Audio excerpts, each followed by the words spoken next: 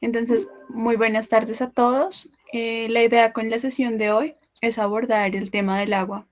El agua en diferentes procesos de transformación que van desde lo sagrado hasta aspectos muchísimo más cotidianos. Entonces, el día de hoy, tal y como lo habíamos anunciado a partir de la programación, contaremos con diferentes intervenciones.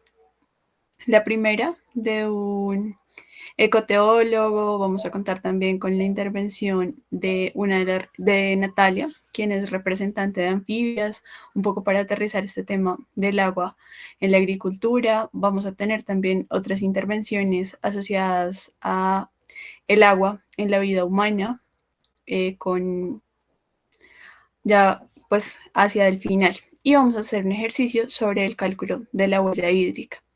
Entonces, antes de empezar, me gustaría compartir con ustedes algunos textos de una pequeña antología. Entonces, dando cumplimiento a esto y también el orden del día, pues empezaba con un texto de Ida Vitale que se llama Gotas. Espero que pues hayan podido leerlo quizá mientras empezábamos. Bueno, este me parece que es un poema hermoso. Y pues bueno, creo que el agua tiene muchos, así como otros temas, es también uno de los temas universales. En esa medida, cada quien se aproxima a estos temas desde sus vivencias y desde experiencias muy concretas. Entonces, este poema es una manifestación de esto. La aldea desvelada. Hay un tiempo en que la voz hace eco en las montañas y el rostro contesta en el agua. Otro en que el eco vaga solo y el agua ríe para nadie. Este ya es un poema en el cual se hace una personificación. La voz del agua, de Rafael Maya. Yo soy el agua azul de la montaña. Nací en un hueco del breñal salvaje.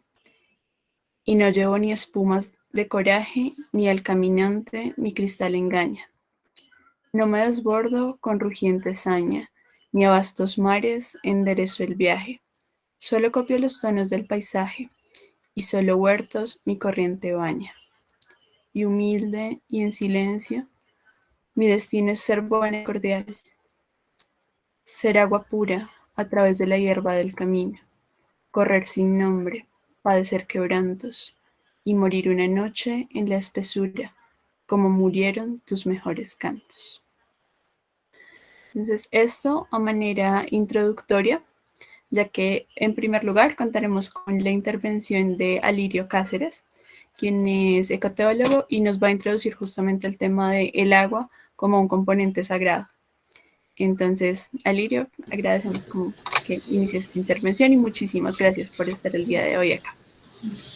Bueno, un saludo de paz y bien, de todo corazón.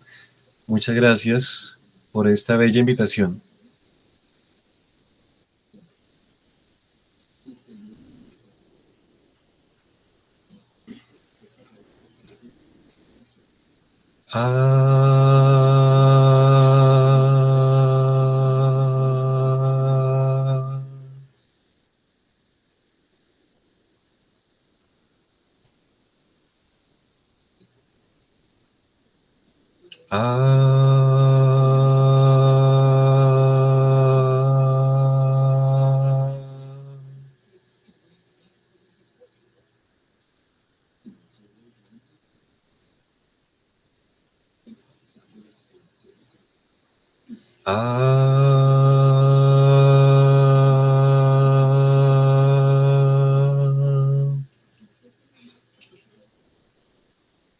Bueno, les he presentado una muy breve experiencia del movimiento Canto al Agua, desde hace más de una década, hecho en Colombia, con Héctor Torres y con varios cantautores, han impulsado como toda esta dinámica de cantarle al agua, desde unos principios físicos de comprensión, de percepción de la vida, pero cantarle al agua, la agüita, la madre, la hermana agua, significa entrar en relación con ella y armonizarla, y entender que también que nosotros somos agua que fluye y canta.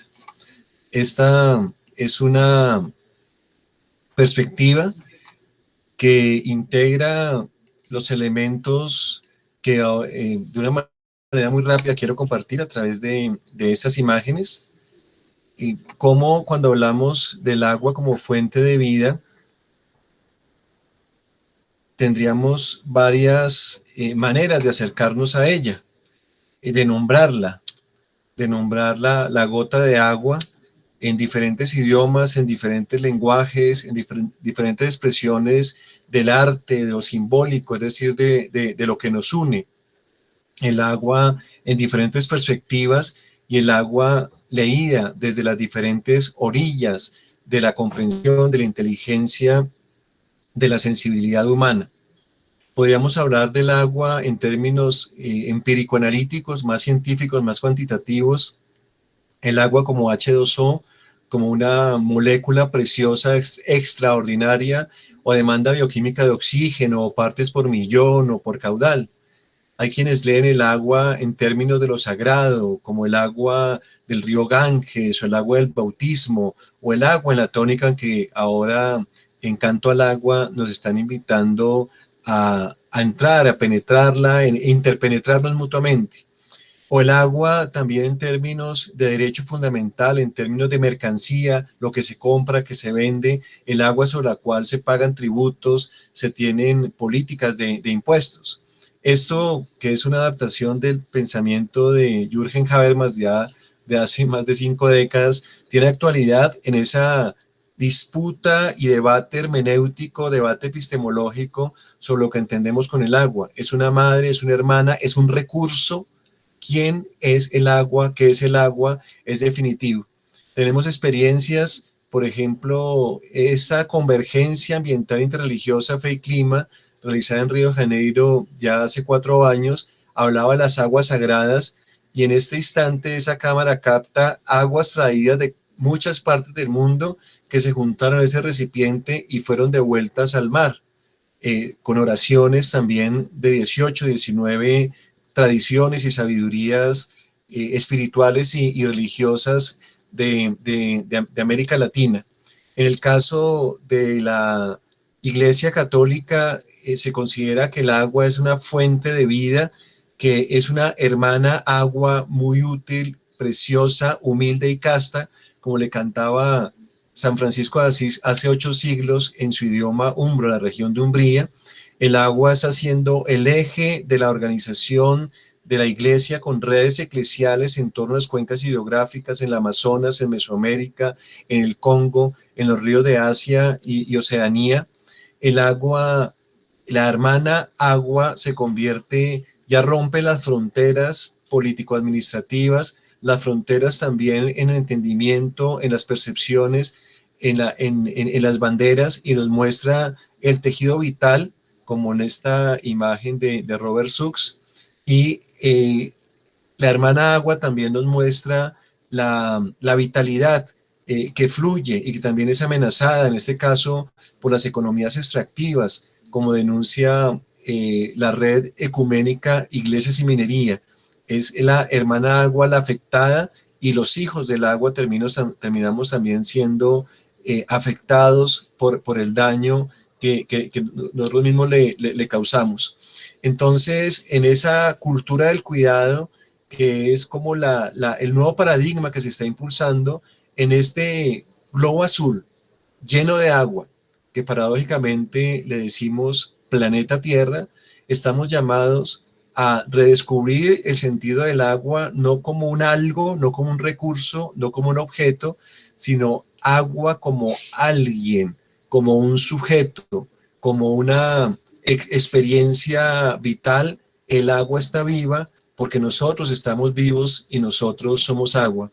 En todos los códigos culturales, éticos, religiosos, teológicos, espirituales, el agua tiene una perspectiva que va mucho más allá del utilitarismo mecánico, que va mucho más allá de la economía de mercado, que la convierte, que la reduce, que la cosifica, para convertirse en una, al menos en una interlocutora para descubrir el sentido profundo de la existencia. Entonces, mi mensaje tiene que ver con ello, con una perspectiva de reconocer que estamos llamados y llamadas a redescubrir ese sentido del cuidado de sí mismos a partir de la visión, de la percepción, de la mística, de la espiritualidad que reconoce que en el agua se teje la vida, en el agua fluye la vida. Y en ese momento de tanto dolor en el país y en el mundo, recuerdo uno de los lemas de unos cantos al agua recientes que dice que fluya la paz a la mar. En el juego de palabras, fluya la paz a la mar, fluya la paz a la mar.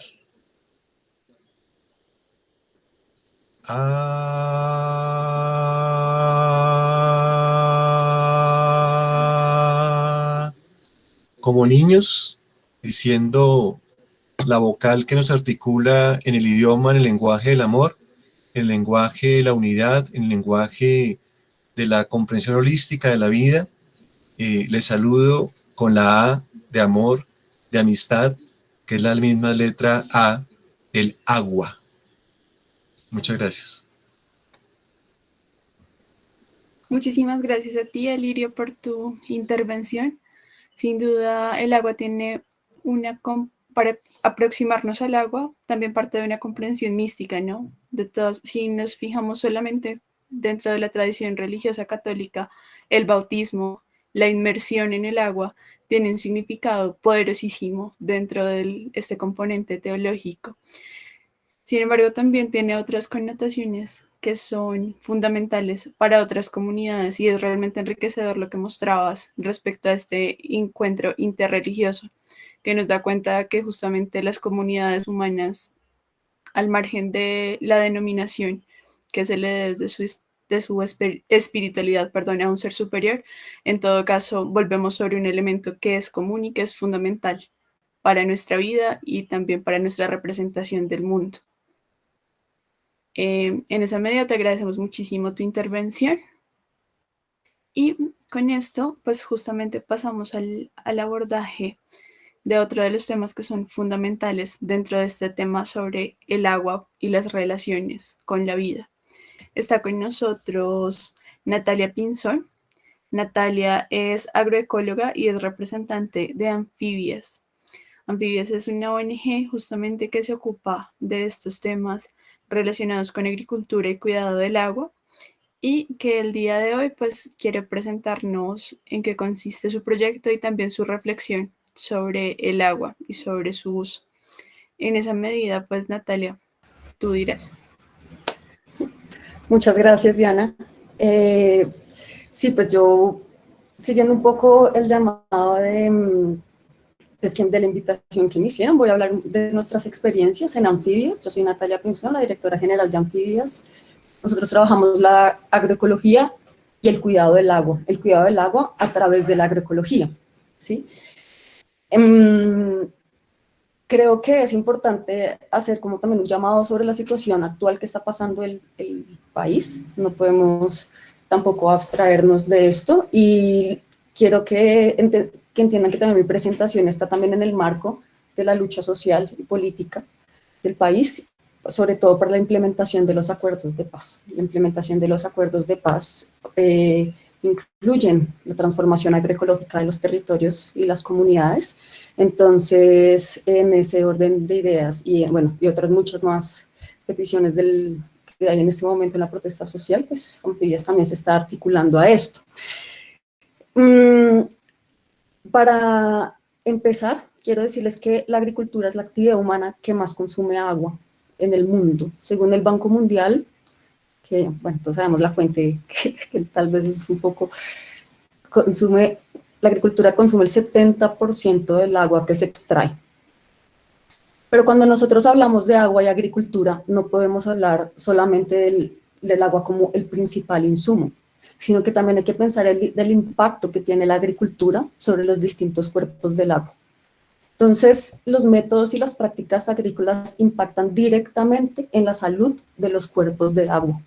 Los insumos como fertilizantes y plaguicidas son contaminantes que llegan a en forma de sedimentos y cargas químicas a través de las aguas subterráneas y los ríos, ¿sí? También llegan hasta los océanos. Entonces, pero también toca ir más allá, no solamente es como un insumo y que también se contamina, ¿sí? También, por ejemplo, hay que pensar en las prácticas agrícolas como la labranza. Cuando nosotros pensamos en agricultura, uno de los principales imaginarios que tiene la gente es en un tractor con un arado, ¿no? Un arado es de eso que tiene atrás, que tiene una serie de discos.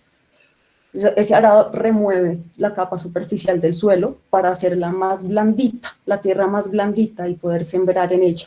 Entonces resulta que el suelo dura miles de años en formarse y nosotros en media hora removemos eso. Entonces resulta que cuando nosotros removemos también el suelo, también estamos afectando el agua, ¿sí? Porque cuando la degradación del suelo, por ejemplo la erosión es cuando se desplaza la capa superficial del suelo, pues se daña un filtro que hace que todos los, por ejemplo, los agrotóxicos, o lo mismo lo que estaba hablando de las sedimentaciones y las cargas químicas, caigan a las aguas subterráneas, contaminen las aguas subterráneas, pasen a los ríos, incluso lleguen hasta los mares, repito, y a todas las zonas húmedas. Entonces, cuando uno habla de cuidado del agua, también tiene que hablar de cuidado del suelo.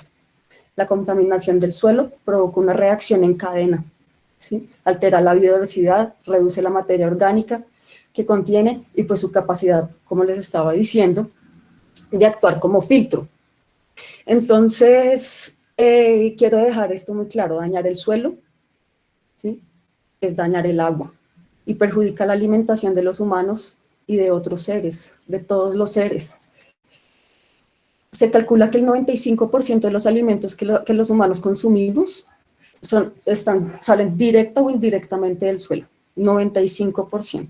Y nosotros simplemente estamos removiendo el suelo. Asómense por las ventanas y miren el suelo. Entonces, desde Anfibias, nosotros de hecho el nombre Anfibias es porque nosotros promovemos lo que denominamos cultura anfibia. Y es un modo de vida que se basa en habitar los territorios, habitar, no ocupar. Es aprender a habitar los territorios de acuerdo con el medio, a través del cuidado del suelo y de los cuerpos del agua. Se trata de la cultura de esos ecosistemas basados en los saberes y en las prácticas locales, en las relaciones socioproductivas diversas y justas, en la adaptación al medio y a los cuerpos de agua. Se trata del manejo del espacio geográfico y los paisajes complejos y en la articulación territorial y comunitaria. Yo voy a hacer aquí un paréntesis porque la cultura anfibia es un concepto que usó Orlando Falsborda hace mucho tiempo, ¿sí? Y nosotros acá como que lo tenemos y como que lo adaptamos y lo estamos promoviendo, por decirlo así. Pero entonces, esto es muy importante para la cultura anfibia: el agua, el suelo y los ecosistemas no son recursos, y acá me uno mucho a lo que estaba diciendo Alirio, ¿sí? Son el medio, pero incluso van más allá del medio que habitamos, ¿sí? Desde una perspectiva completa son seres, sujetos y actores. Son actores porque tienen agencia. El agua tiene agencia, los ríos tienen agencia, los ecosistemas tienen agencia, ¿sí? Y en ese orden de ideas, cuando nosotros habitamos un territorio, tenemos que reconocer la agencia de los seres con los que estamos compartiendo lo que habitamos. Entonces, haciendo todo este preámbulo, pues es para decirles que nosotras trabajamos la agroecología, ¿sí?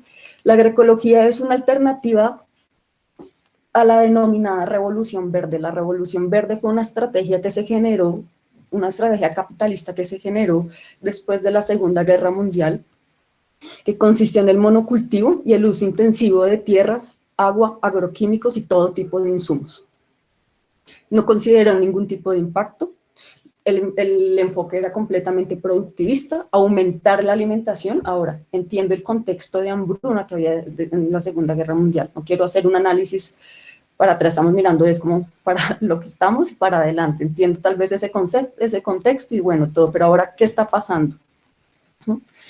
Entonces, bueno, la agroecología para nosotras en Anfibias es muy importante, es un modo de vida, más allá de prácticas agrícolas, es un modo de vida, ¿sí? Para habitar los territorios de forma justa, autónoma, proporcional y cuidadosa con el agua, la energía, el suelo y todas las formas de vida.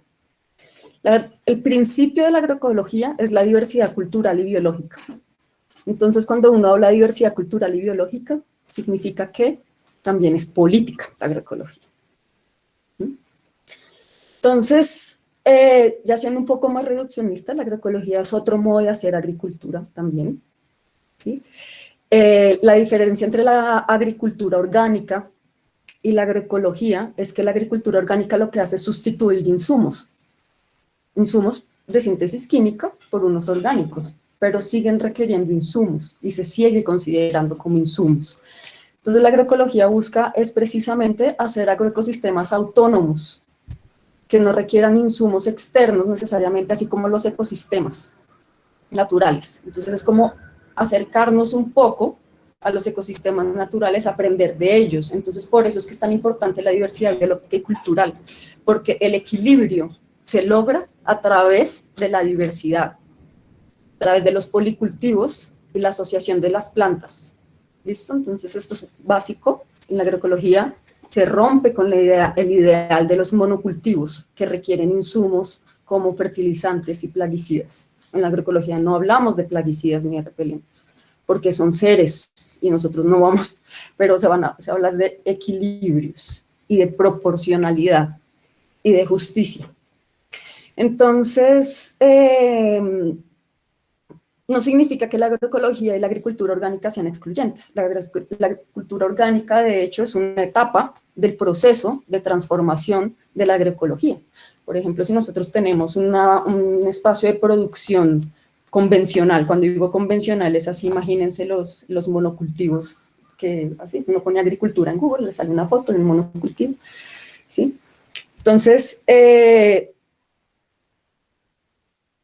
la agroecología tiene unas etapas que es disminución de síntesis química, sustitución de los insumos, o sea, disminución de los insumos de síntesis química, sustitución de los insumos de síntesis química, y viene la agricultura orgánica, pero después de que uno logra sustituir los insumos de síntesis química, lo que tiene que hacer es un rediseño del agroecosistema, un rediseño que respete la diversidad biológica, ¿sí? Y cultural. Entonces, lo que yo quiero decirles con esto es que hay que promover la agroecología. Si nosotros queremos cuidar el agua, dependemos de la agroecología, dependemos de la diversidad biológica, dependemos de la diversidad cultural, y también son un medio, la agroecología es un medio para lograr el cuidado del agua. Entonces, nosotras en Anfibias, ¿qué hacemos? Pues acompañamos procesos agroecológicos en Cundinamarca, sobre todo en Biotá, donde tenemos el mayor trabajo, y en Bogotá, pero también en toda Cundinamarca y en toda Colombia realmente, solo pues que queremos llegar a toda Colombia, hasta ahorita vamos acá. Y apoyamos comunidades y familias que deseen hacer agroecología en cualquier momento. Entonces, que también hacemos que, para promover la agroecología, tratamos de aprovechar una tragedia de la cultura agrícola colombiana, y es que las y los campesinos no tienen asistencia técnica. El conocimiento les llega a través de la asistencia técnica que prestan las casas comerciales que venden insumos como los de Monsanto. Entonces, nosotras, ya que ese es el canal de transferencia de conocimiento a los agricultores, entonces nosotras lo que hacemos es que producimos insumos orgánicos también. Producimos el principal insumo de producción para la transformación agroecológica, que son las plántulas. Las plántulas son plantas bebés, ¿sí? O sea, germinamos y vendemos las plántulas de hortalizas y aromáticas. Por ejemplo, todos los agricultores de tomate lo que hacen es comprar las plántulas, porque germinar en un suelo es muy difícil. Normalmente se germina en semilleros. Entonces nosotros tenemos la primera plantuladora vertical de Bogotá, de Colombia. ¿Y por qué vertical? Porque también queremos transformar los territorios, hacer la transformación agroecológica de una manera cuidadosa y aprender a habitar los territorios. Pero es que nosotros no solo podemos hablar de territorios rurales. Resulta que nuestro territorio también es este monstruo de Bogotá, ¿sí? Entonces estamos con este reto grandísimo de procurar una transformación agroecológica de las ciudades y de Bogotá, cuidando el agua, el suelo, la energía, todas las formas de vida. Entonces, para finalizar, me gustaría pedirle a Diana que si quieres proyectar un videíto muy cortos de 1 minuto y medio para mostrarles pues lo que nosotros hacemos en Bogotá, precisamente, que es para también impactar a otros terrenos, más allá del acompañamiento agroecológico que hacemos al resto de las comunidades. Gracias, Diana.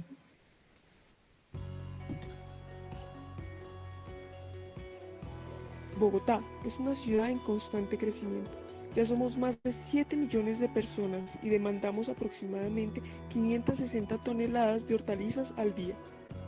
Gran parte de estas hortalizas provienen de los municipios aledaños y son cultivadas por campesinos. Para producir, los agricultores requieren insumos de calidad y uno de los más importantes es el material vegetal para la siembra.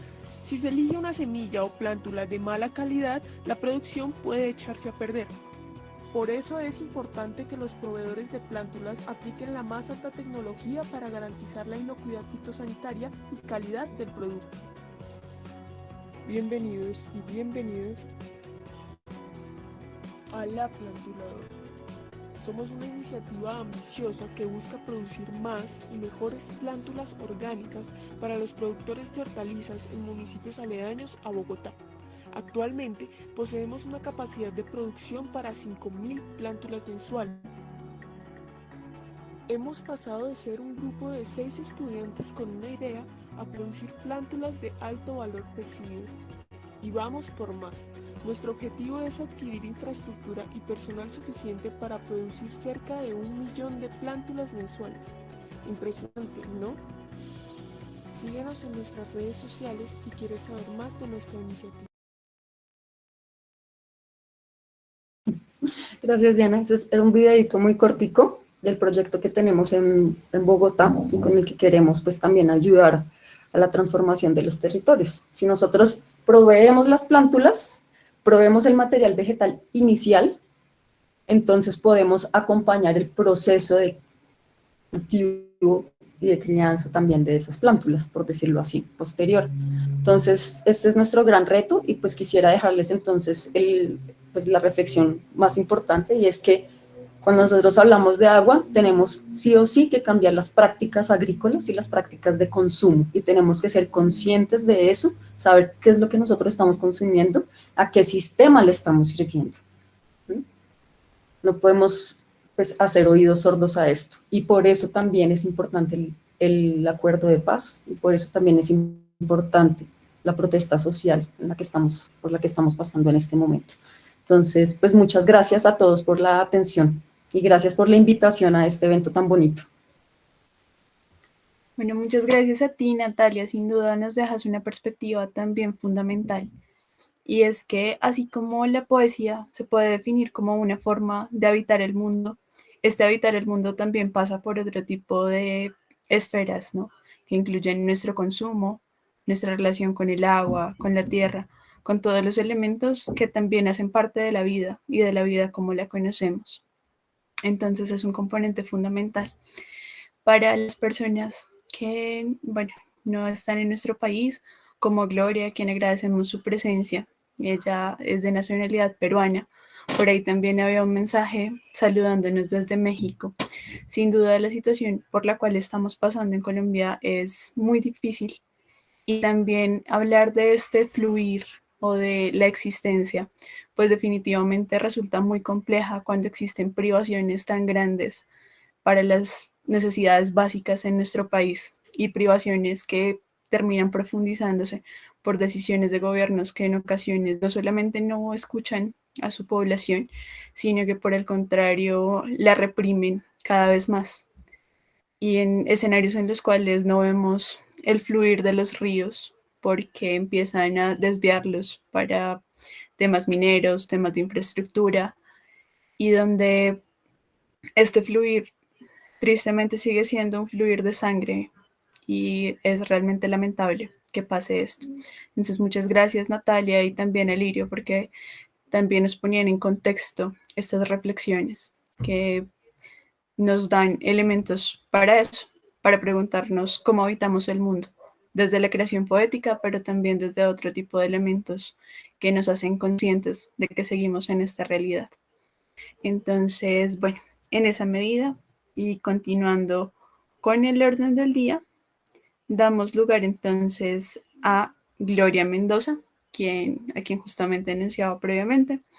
Ella es una poeta peruana que nos ha concedido este espacio para hablar justamente del lago de la poesía. Muchísimas gracias, Gloria, por el espacio que nos concedes en tu tiempo. Y pues nada, el uso de la palabra es tuyo.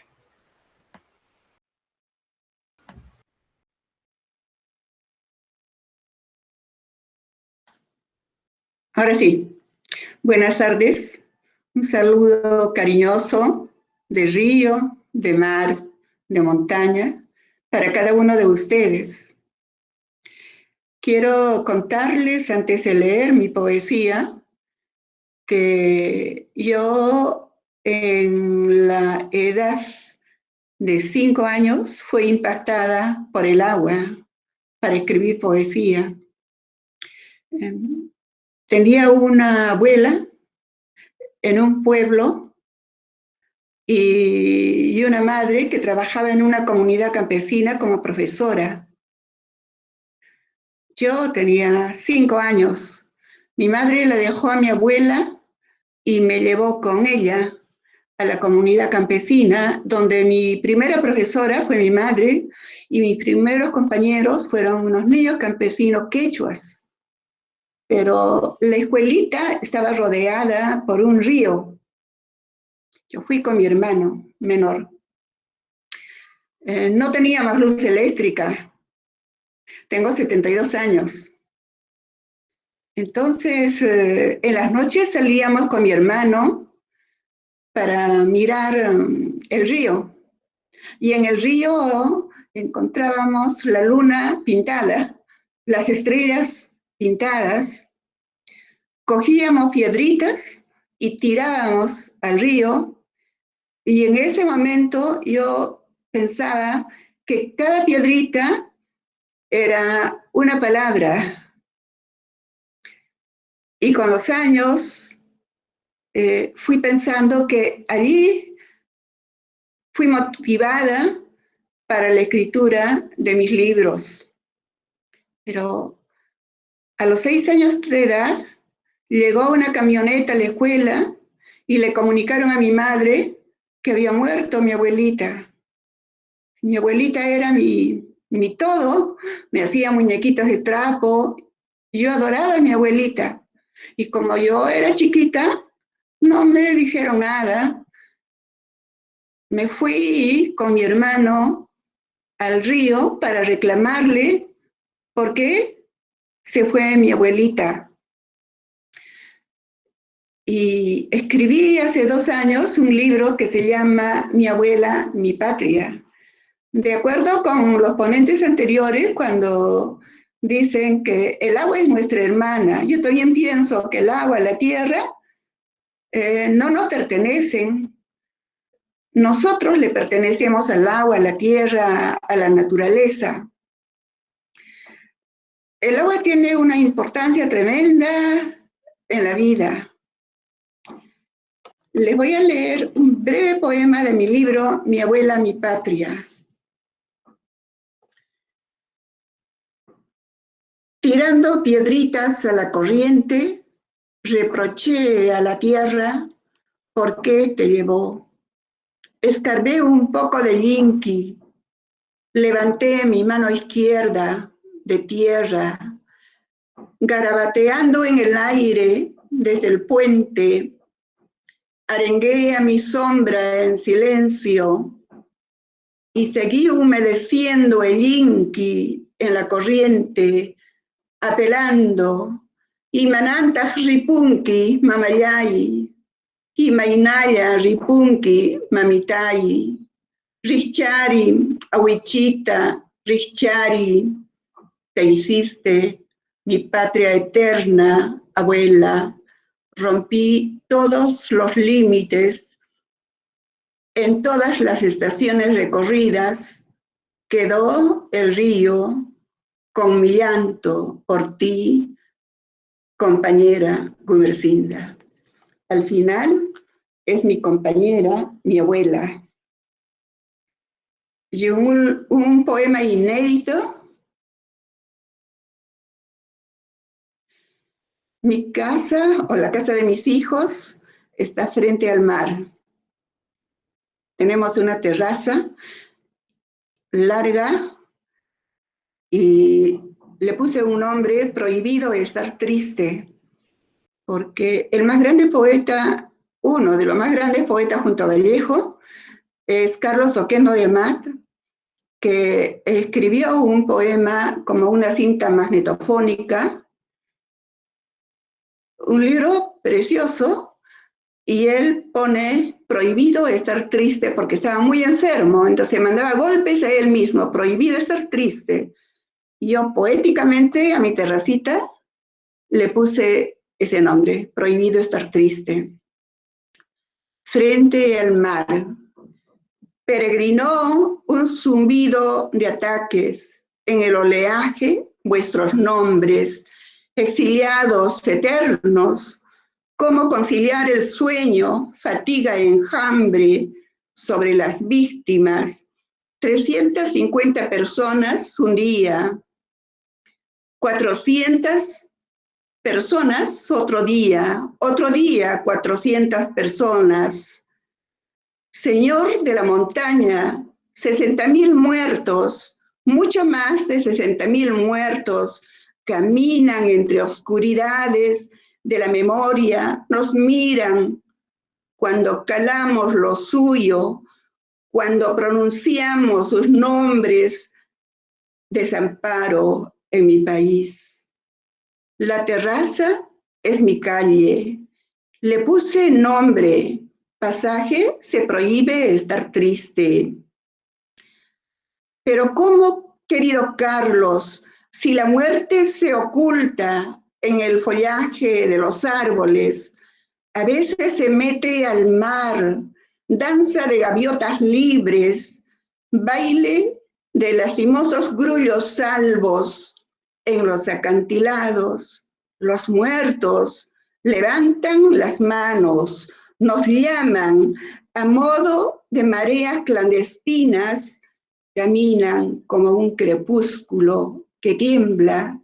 Miro con el rabillo del ojo, despoblado malecón, tratando de consolar los espectros de las víctimas, llame censor entre la multitud. Una taza de café, los libros recién llegados en la mesa de la terraza, cruza un avestruz, pregunto por su silbido lastimero, examino el viento. ¿Se volverá a la normalidad? La respuesta se convierte en granizada. ¿Sobrevivientes hasta cuándo? Fijador en las puertas. Silencio de perpetuidad por los descalabrados. Penumbra de una guerra no anunciada. Blanco, plástico negro, los cubre como ropaje. Entonces tenías razón, querido Carlos. Doy golpes a mi corazón una y otra vez. En ese incendio sin luz, para ver el retorno de otro universo. Mientras tanto, se cegarán las playas como tú lo hacías ante el dolor, querido Carlos. Se hace imposible desordenar tus palabras. En el pasaje se prohíbe estar triste. El luto nos acecha. Mientras tanto, el viento hace esferas en la terraza para ahuyentar el miedo en los ojitos de los niños de mi país. Y otro poema, el último.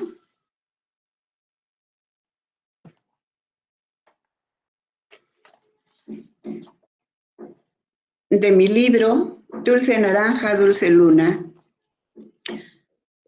Las embarcaciones de Epifanía Suaña, que lleva el epígrafe de una poeta amiga. El agua es el espejo de nuestra conciencia. Yasuko Notoi Naito. Mi nombre es Epifanía Suaña. Con los años, mi nombre crece en el agua. Mi nombre está poblado de manzanilla, danza de peces y olas. El legendario Titicaca enmascaró mi rostro.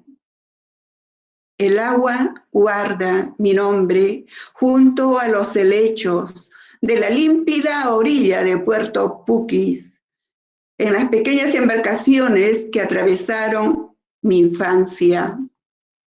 El río, serpiente y ave retiene mi nombre en el susurro de los eucaliptos. Soy Epifanía Suaña, venida de Puerto Puquis.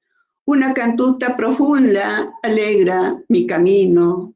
Busqué mi nombre en el trébol. El frío quemó mis trenzas. Mis manos son balsas de agua. Dulce catarata señala días especiales. El recuerdo Walla Walla de madre y niño esculpidos en piedra, con puerta de ayadacas. Mi nombre gira en la paja brava. Mi nombre, piedra eterna, en el lago. En los putucos que cobijaron mi adolescencia. Para seguir viviendo no basta el presente. Hoy, en la urbe, la lejana brisa enciende llamas en mis ojos. Carajo, soy Epifanía Suaña, venida de Puerto Puquis.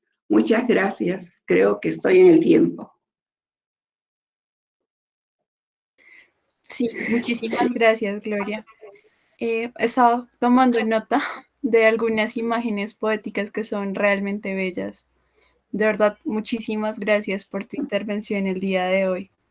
Hay una imagen, una de las imágenes poéticas que más me gustó fue esa donde hablas de que la muerte se mete al mar y emerge como gaviota. Es una imagen preciosa. Creo que particularmente en Perú, que bueno, tienen una zona grandísima bañada por mar, es imposible no referirse al agua de cierto modo. Además, es muy lindo que tus referencias van desde el mar inmenso hasta ese pequeño río que puede ser perfectamente el mundo para una comunidad y que fue la comunidad donde, según lo que nos cuentas, pasaste tus primeros años y que fue tan significativa como para entrar a reclamarle la pérdida de un ser querido. Entonces, creo que también una de las imágenes más bonitas que nos presentas es justamente ese buscar nuestros nombres en el agua, ¿no? Que el agua los guarde y que incluso esa nostalgia frente a las cosas que perdemos, incluso acá cuando hablas de las urbes, esa nostalgia de ese espacio en el cual definitivamente el agua guardaba tu nombre y ahora entrar a preguntarse, bueno, ¿y ahora dónde busco mi nombre, no? También pasado por estos procesos de transformación. Qué bonito y de verdad muchas gracias por permitirnos a partir de esto aproximarnos también a una realidad de un país que es bastante similar en muchas cosas al nuestro y estas cosas que siguen doliendo a lo largo de Latinoamérica, nuestros muertos y nuestra problemática social. Estoy con Colombia, tengo muchísimos amigos en Colombia y siento mucho la muerte del poeta Álvaro Marín. Yo puse poemas suyos en mi muro y me dolió mucho, mucho porque estaba en la edad de oro de su proceso creador. Un gran poeta para Colombia. Sí, realmente es triste, ¿no? Son épocas muy difíciles y de mucho dolor por diferentes razones, tanto por la pandemia, porque pues esta situación no ha cesado, como también por la manifestación de otras causas que conducen a que pues no contemos con otras personas. Entonces, muchísimas gracias, Gloria, por tu participación. Eh, Continuando con el orden del día, pues bueno, una cosa también importante es que te presentan un saludo especial de parte de Lilia Gutiérrez Riveros, que no pudo asistir el día de hoy, pero pues que te reitera el agradecimiento por el espacio en tu tiempo el día de hoy. Entonces, bueno, digamos que en principio íbamos a contar con la intervención de Aura Ospina respecto a la coordinación de un proyecto de agua potable para volver a un aspecto, creo yo, menos sacro o menos elevado como es la poesía, y ya era un poco el agua en la cotidianidad, ¿no? El agua como servicio básico o el agua como elemento fundamental para la supervivencia humana. Lamentablemente ahora no nos puede acompañar el día de hoy, sin embargo, entonces permítanme un momento, verifico si Iván se encuentra, sí, Iván se encuentra con nosotros. Entonces vamos a dar lugar a que Iván participe y continuamos con el orden del día. ¿Listo? Entonces, muchísimas gracias, Gloria, por tu intervención. Gracias a ti, Diana. ¿Listo? Hola, muy Entonces, buenas tardes. ¿Me escuchan? Sí, sí, Iván. Vale, muchas gracias por la invitación. Aquí pues muy pendiente de todas las intervenciones. Ha estado de verdad que muy chévere pues la participación. Voy a tratar de compartir pantalla en este momento. Te estaba contando, Diana, que he tenido pues inconvenientes últimamente, pero voy a ver si lo puedo lograr en este momento.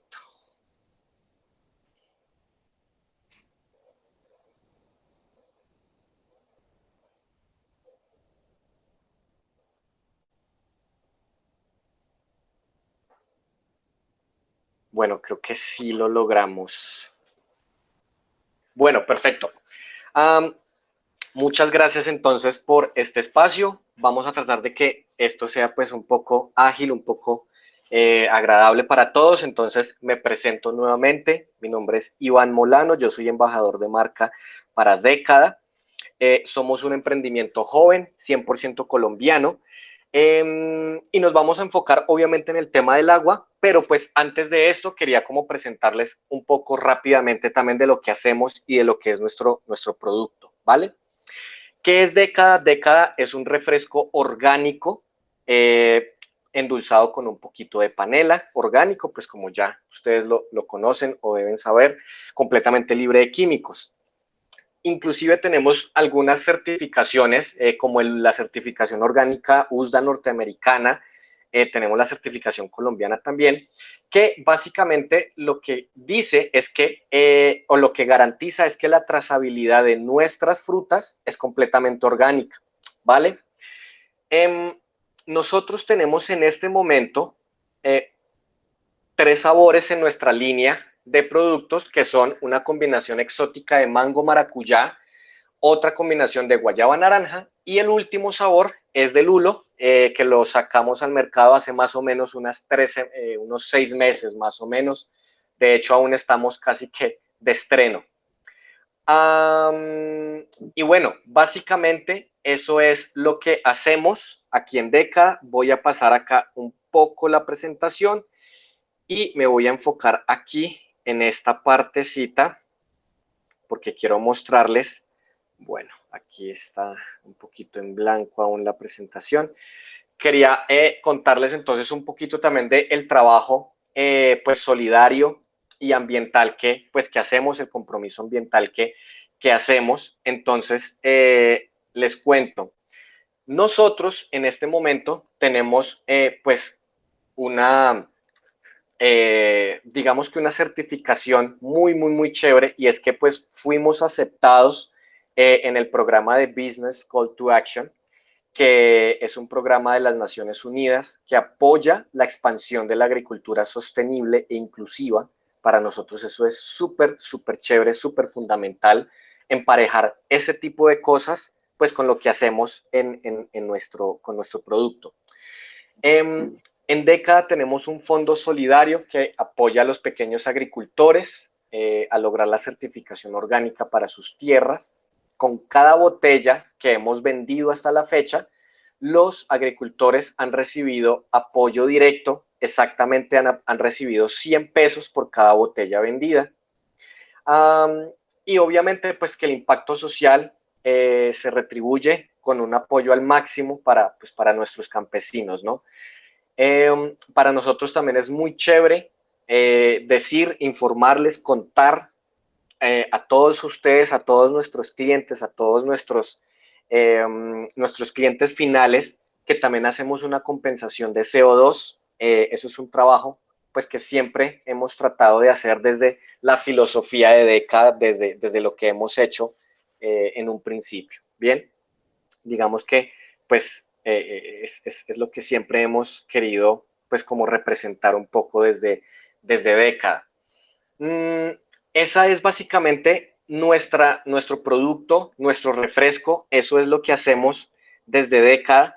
Y bueno, por el momento les cuento, afortunadamente estamos bien, vamos chévere, sufriendo un poco la coyuntura actual del país de pandemia y de protestas, pero afortunadamente pues estamos ahí bien, estamos perfecto. Bueno. Listo. Muchas gracias. Ahora mismo quería hacerles pues un pequeño, darles una pequeña información de lo que nuestra planta de producción, que se llama May Production, que está ubicada en Sabaneta, hace con el tratamiento de aguas, ¿vale? Que también pues va enfocado más a lo que estamos haciendo hoy aquí en la sesión. Entonces, bueno, habiéndoles dado un poco de información de lo que hacemos, quiero pasar a este tema. Y es que, pues, en nuestra planta de producción, donde hacemos Década, donde hacemos nuestro refresco, pues también tienen, digamos que una responsabilidad bastante chévere en el tema del tratamiento de aguas. Nuestra planta se llama May Production, la pueden buscar en Google. Ellos están ubicados en Sabaneta, Antioquia, y no solamente hacen Década, la verdad es que hacen otros productos muy, muy, muy chéveres. Casi todos tienen pues como esta misma filosofía que nosotros, responsabilidad social, ambiental, entonces muy chévere la gente de May. Quería comenzar entonces que ellos pues obviamente hacen un tratamiento de agua dentro de sus instalaciones cuando el agua ingresa ya a las instalaciones, aunque el agua que viene, que es potable, pues digamos que tiene cierta composición saludable, ¿cierto? Entre comillas, pues ellos hacen este otro tratamiento porque el agua de todas maneras trae unos niveles de cloro, microorganismos y solidificaciones suspendidas, pues que no son muy buenas, atentan realmente pues con la fabricación del producto. Dentro de este tratamiento, ellos hacen unas filtraciones de agua. Digamos, no voy a entrar en cosas muy técnicas, ¿no? Pero pues esta filtración pues es como una eliminación de materia suspendida que queda ahí presente, pues que trae el agua, ¿no? Residuos, realmente ese es el tema. El agua filtrada, o para que se consiga el agua filtrada, pues esta misma debe pasar por unas flautas, que son como unas pequeñas tuberías, como unas pequeñas rendijitas, realmente esa es la palabra, pues por donde fluye el agua y ahí va quedando pues los residuos. Digamos que dependiendo de las especificaciones técnicas de cada producto, de cada empresa, en este caso de Década, pues cada uno como que tiene unas exigencias. Por ejemplo, nosotros internamente dentro de Década le exigimos a May que haga una purificación de agua y esta purificación se hace a través de carbón activado. Digamos que eso es como un material poroso, ¿sí? que lo convierte como en un absorbente y eso nos garantiza a nosotros que esta agua pues está completamente disponible para el uso. Después de esta purificación de agua, se hace también una eliminación de sabor, olor y color que pueda tener el agua, ya casi que en este último proceso pues del tratamiento. Y al final se hace un retrolavado. Este retrolavado es como el lecho del carbón por donde se hizo el anterior tratamiento, se lava, se sube hacia la parte superior, eso digamos que son en unas bombas gigantescas donde se almacena el agua. Y lo que se hace es que este material de carbón se deja en la parte superior, se deja en la parte más fina y luego es removida. ¿Sí? Digamos que pues, ese es como un poco el proceso. Así rápidamente, en MEI también manejan otro proceso que es la ósmosis inversa. Esto pues ya es un tema también muy técnico. Voy a permitirme aquí en este momento leer un poquito de lo que es la ósmosis inversa. Exactamente dice MEI que reduce más del 90% de la alcalinidad y los sólidos totales disueltos, reduce la concentración de moléculas orgánicas grandes y organismos con una eficiencia mayor al 99%. Entonces, claro, obviamente, digamos que después de este proceso que les acabo de comentar, espero que no sea muy aburrido este tema, queda ya muy desinfectada el agua. De hecho, ellos tienen como un concepto de clarificación del agua y ya queda totalmente lista para el uso. En este caso de MEI, que hacen pues no solo refrescos Deca, hacen tés, hacen aguas carbonatadas, hacen bebidas energizantes también. Entonces ya después de este proceso queda pues totalmente utilizable esta agua. Bueno, esto ha sido pues como mi pequeña intervención desde la parte un poquito más, digámoslo, de transformación del agua, que era como la participación que queríamos hacer aquí desde Década. Nosotros como pequeños emprendedores, pues siempre propendemos por tener una filosofía con base en agradecerle mucho pues al agua, que para nosotros es básicamente nuestro activo principal de lo que hacemos. Si no tuviéramos el agua, no existiría Deca, no existiría nuestro refresco. Entonces, totalmente agradecido con el agua, con nuestra planta de producción en MEI, que se encargan de clarificarla, de purificarla, con todos estos pues, tratamientos que ellos hacen allá internamente, y que a la final sea un producto que nuestro cliente lo compre y que sea un producto consciente de lo que es, que le transmita esa misma conciencia a nuestro cliente. Y a la final creemos que hay una tendencia en crecimiento de que las personas siempre están tratando de buscar cada vez más productos, no solo saludables, ya en este caso orgánicos, sino realmente con una conciencia y con una filosofía ambiental bien marcada. Nuevamente, mi nombre es Iván Molano, embajador de marca de Década. Les agradezco muchísimo su tiempo y el haberme escuchado y el haberme invitado, obviamente. Bueno, a ti muchas gracias, Iván. Sin duda nos das una perspectiva un poco más secular frente a lo que veníamos abordando respecto al agua.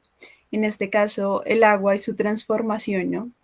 El agua, en este caso, también como objeto de protección y también desde prácticas que exceden el hecho de, bueno, prácticas responsables de ahorro, sino también un poco más respecto a cuál es nuestro consumo de otros bienes, que también es un llamado importante que se hace el día de hoy. Bueno, ahora, al principio, o bueno, como lo anunciaba anteriormente, tenía algunos inconvenientes, sin embargo, pues va a poder justamente compartir su experiencia el día de hoy. Entonces, cuando quieras, estamos abiertos y tienes el uso de la palabra. Gracias, Diana. Hola, buena tarde a todos. Gusto saludarlos. Aura Gisela Ospino, trabajo en proyectos, en el impulso de proyectos de agua potable y saneamiento básico. Hoy específicamente les quiero compartir sobre un proyecto que está dirigido a zonas rurales, que nosotros llamamos esquemas diferenciales. Como tengo problemas de conexión, pues voy a cerrar cámara solo para saludar y voy a intentar compartir con ustedes un par de videitos mientras voy conversando. Pues voy compartiendo los videos. Entonces, no me deja, no sé qué pasa.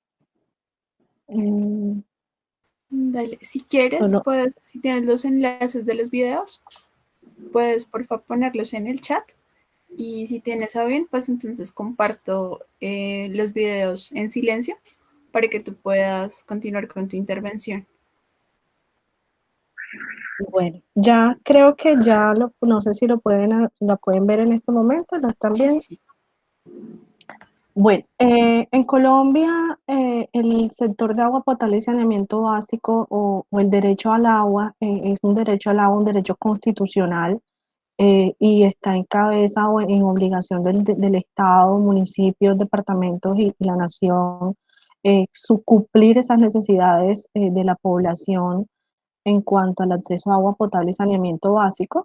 Existe toda una normativa aplicable, pero como todo, pues es muy, muy bonito la normativa, pero no es tan fácil materializar, materializar esos resultados y materializar esos proyectos. Entonces, nosotros nos encontramos con una realidad, les voy a contar de una realidad específica, el departamento de La Guajira. Yo trabajo en el departamento de La Guajira con comunidades rurales donde las características para el acceso al agua son muy diferentes a las que nosotros en los centros poblados o en las ciudades conocemos. Eh, no hay fuentes superficiales, es decir, no hay ríos, no hay caños.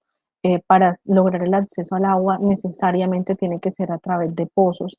Es una zona completamente desértica. El hecho de que sea desértico y muy cerca al mar genera que el agua sea muy salubre, que tenga mucha salinidad, y por lo general o en la mayoría de los casos para proveer agua potable necesariamente hay que tener tratamientos especiales como el que contaba Iván ahorita, que es de osmosis inversa, que son tratamientos con mucha tecnología, más tecnificados y con muchos mayores costos, tanto constructivos como de operación y mantenimiento a largo y mediano plazo. Entonces, todas estas características eh, que se enfocan en un esquema diferencial, ¿cómo logramos llevar agua a estas poblaciones que están distantes, que están dispersas, que tienen todas estas limitantes de recursos naturales y también de financieros en cuanto a sostenibilidad de los proyectos? Entonces es donde nacen estos esquemas diferenciales que nosotros también le llamamos pilas públicas, y que es que lo podemos visualizar en esta imagen que está acá. Básicamente es poder hacer producción a gran escala en puntos donde se logre identificar pozos que sí tengan la capacidad para el tratamiento, porque muchas veces se consiguen pozos donde las características físico-químicas del agua ni siquiera con tratamientos son recomendables para el consumo humano. Entonces toca hacer todo un proceso de planeación y de estudios para identificar si las características del agua que encontramos en un punto específico nos pueden permitir eh, tratar el agua, y a partir de esa producción a gran escala podemos construir una infraestructura alterna que son las pilas o los puntos de entrega de agua en los que nosotros le entregamos el agua a las familias. Entonces voy a cambiar de video para que veamos uno pues ya como eh, de cómo se materializa esto en la práctica. Vale la pena, quiero anotar las imágenes que van a ver en el video. Todas son tomadas previos a pandemia, por eso las personas no tienen elementos de protección.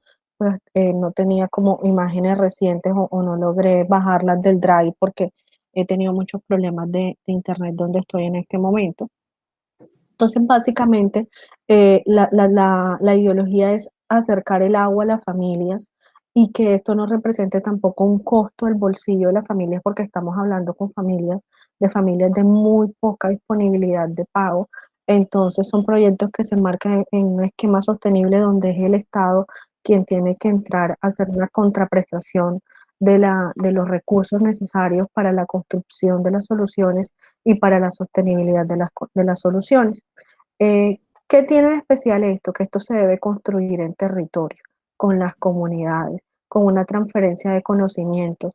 La mayoría de las comunidades en las que se ha logrado implementar este modelo, estamos hablando de comunidades indígenas de la etnia Wayuu, entonces tienen unos usos y costumbres. Es otro de los principios que se debe implementar a la hora de materializar en campo. Si ustedes pueden ver, la mayoría de las personas que logran ver en el video son personas de la etnia Wayuu, a las que se les involucra desde el día cero en el proyecto y a las que se les debe hacer un acompañamiento técnico y una asistencia técnica del aprender a hacer cómo yo hago la gestión adecuada del recurso a través de aplicación de métodos de entornos saludables, del uso de ahorro eficiente del agua, del tratamiento adecuado de los recursos con los que estamos contando. Entonces, no es una política pública fácil de implementar, tiene que hacerse en territorio, tiene que articularse de manera institucional muy bien, desde los diferentes niveles de gobierno o niveles de actores, perdón. Estamos hablando de una autonomía propia que es de las comunidades indígenas y entonces quien entre a implementar el proyecto desde afuera tiene que hacerlo bajo los lineamientos y bajo el respeto de los usos y costumbres de estas comunidades con las que estamos interactuando, sobre sus tiempos, sobre sus espacios, sobre sus lineamientos y sobre sus decisiones. Se maneja un término muy chévere que se utiliza mucho en desarrollo de los proyectos, que son los espacios autónomos. ¿Por qué? Porque se está aplicando una política pública en la que socializamos cuál es el deber ser de las cosas, la reglamentación por la cual tenemos que regirnos, pero tenemos que generar los espacios necesarios para que sean las comunidades las que tomen las decisiones sobre las actuaciones que se van a desarrollar en su territorio. Entonces, bueno, como les decía, no es un proceso fácil de implementar. Se tiene que hacer de manera articulada, se tiene que hacer de manera constante. Son claves variables como la comunicación, el respeto por las personas, por los tiempos, por los usos y costumbres del territorio. Es una población muy bonita con la que es fácil trabajar porque interactúan, no es como todos los territorios, se generan conflictos internos, externos, pero generar los espacios de comunicación interinstitucionales necesarios son la clave de sacarlos adelante. Pues era la experiencia que les quería contar. Estos proyectos se pueden replicar no solamente en la particularidad del departamento de La Guajira, otros territorios ya los están mirando de cerca y se puede implementar de acuerdo siempre y cuando cumplan con las variables necesarias para su implementación. Existe una reglamentación y una política pública en torno a esto, que quienes pues, quieran promoverlos pues deben apegarse o acogerse a estos para poderlos implementar. Era pues lo que les quería compartir y pues muchas gracias por el espacio. No sé si hay alguna duda o inquietud. Dale, muchas gracias, Aura. En este momento las inquietudes las dejamos en un solo bloque.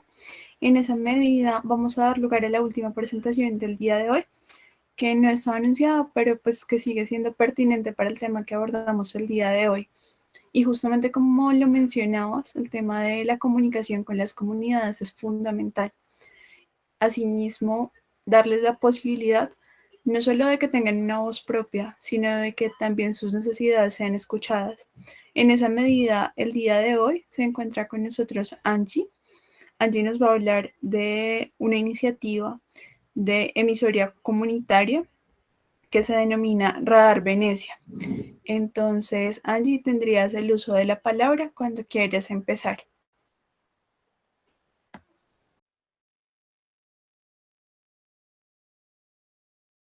Diana, buenas tardes a todos. ¿Me escuchan bien? Se te escucha con algo de distorsión, pero nada que no se pueda solucionar o que sea como extremadamente molesto, tranquilo. Listo, bueno, muchísimas gracias.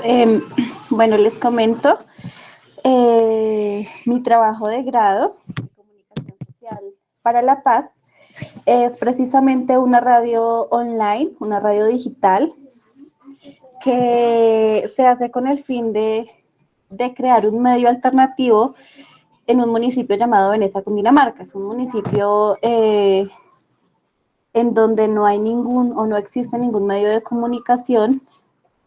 Entonces, pues surge la necesidad de que las comunidades, los grupos que viven en este municipio, necesitan tener esta información local y más cercana de algún medio, no solo de las redes sociales, o digamos que muchas personas dicen que pues la biblioteca municipal también puede ser un medio alternativo para informarse, pero pues digamos que la biblioteca también cuenta con muy pocos recursos para, para llevar a cabo pues una información detallada de lo que la comunidad necesita.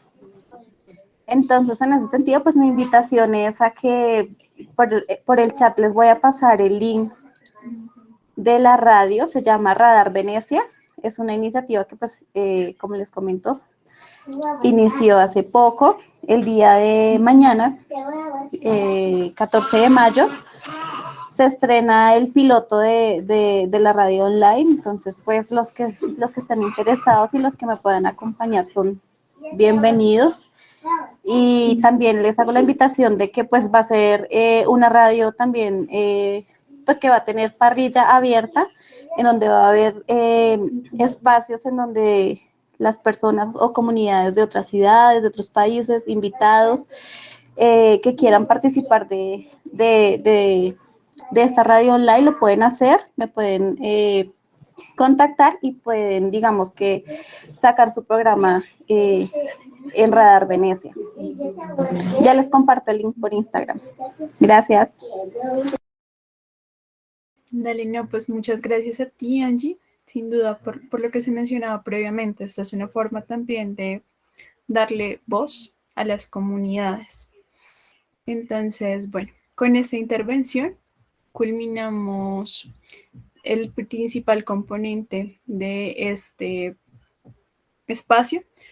Entonces, la idea con el ejercicio de hoy y con el espacio que se da el día de hoy es justamente una reflexión sobre cuál es nuestra relación con el agua, tanto desde el aspecto sagrado, como bien nos lo presentaba Lirio, respecto al significado que tiene el agua para los bautizos, para la oración, hasta una aproximación un poco más secular, como la que nos proponía Iván, como el agua como el principal activo, y también pasando por aproximaciones en las cuales son intercambiables estos componentes simbólicos y también este componente más tangible, que son las propuestas que nos hacían, pues en particular Gloria a través de su poesía, en la cual el agua es ese sujeto al cual le reclamas, pero con el cual también te relacionas, al cual le pides que guarde tu nombre.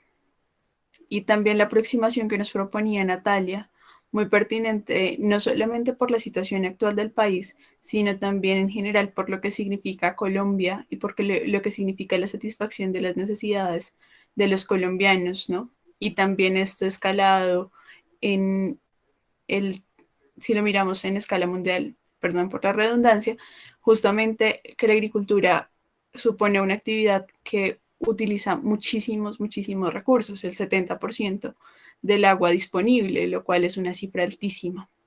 Entonces, ya con esto, pues recogemos como todo lo que ha pasado en el espacio. Agradecemos muchísimo la participación de todos, haber sacado este momento del día para poder reflexionar sobre este tipo de temas, que, insisto, tienen que ver un montón sobre cómo nos relacionamos con el mundo, y que habitar el mundo es también ser conscientes de nuestro consumo y de nuestras representaciones sobre el mundo. Entonces, con esto daríamos finalización al espacio. Muchísimas gracias. Si alguien tiene algo más que decir, y si no, estamos sobre el tiempo perfecto para terminar la reunión de acuerdo al tiempo que se había establecido. Dianita, mil gracias. Eso no podemos no agradecerte. Y más que todo también, no sé si Hermes está todavía, que quería dar como un testimonio y un abrazo general. Y si alguien quiere comentar o quiere agradecer más, acá estamos. Hermes, ¿está todavía acá para dar tu testimonio?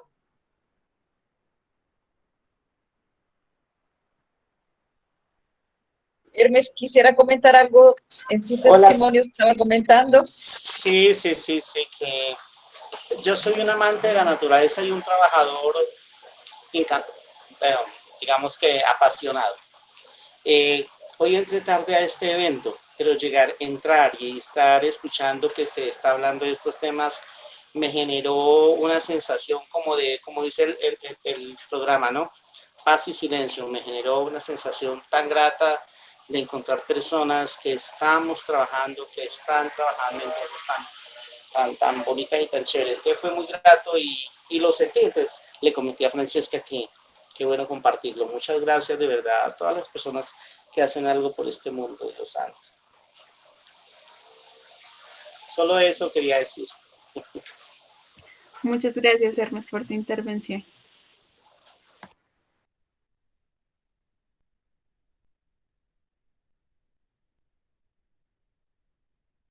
No sé si alguien más quiere decir algo, si no vamos a hacer, Dianita, el abrazo colectivo para, se puede prender cámaras, para despedirnos en amistad y cariño.